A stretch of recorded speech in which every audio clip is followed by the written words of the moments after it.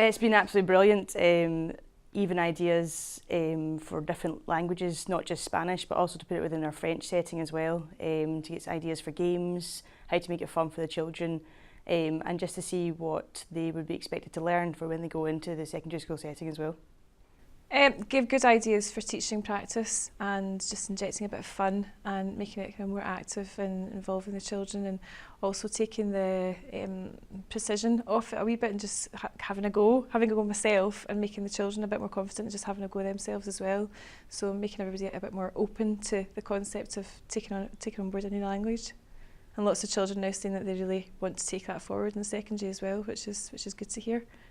From the work that we did with our primary colleagues, I certainly felt like by the end of it they had made lots and lots of progress in that area, and were much better at applying the skills, you know, applying pronunciationals and so on, rather than just rote learning pronunciation attached to certain phrases.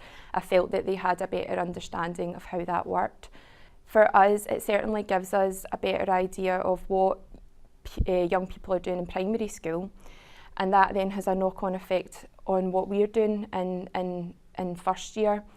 Because that transition from primary school to first year is so crucial in terms of maintaining their interest and their confidence. And obviously we want to do everything that we can to support that and make it as cohesive as possible. So for me, I think just being able to draw links with the primary school, even when the pupils coming up, making reference to things that they've done in primary school, is one way to show that that learning was meaningful and useful and wasn't a waste of time and we've forgotten about it. I think doing the Twilight sessions for me personally it was really such a highlight for me this year, because the primary teachers that came were so enthusiastic. They took part, they really enjoyed it. We really enjoyed teaching them. You know, although it was like extra work for us to prepare and to get things ready, it wasn't a chore because it felt like you were doing something really worthwhile.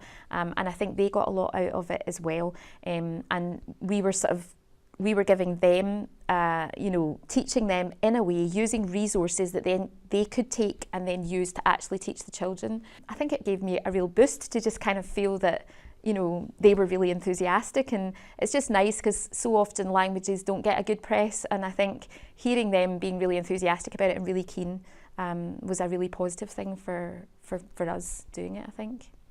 I've become more confident with languages. I didn't know Spanish at all before, so it's informed my own knowledge and lots of ideas for lessons and games and making it really active and more engaging for the children.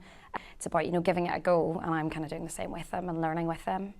Yeah, I've become a lot more comfortable with it, and I see the importance of it more now. I think once you give it a go yourself and realise that you can attempt it, and the pronunciation in Spanish I find even easier than French, that the children are more comfortable with it, and something I definitely want to take forward and kind of inspire the kids to do more and more each year.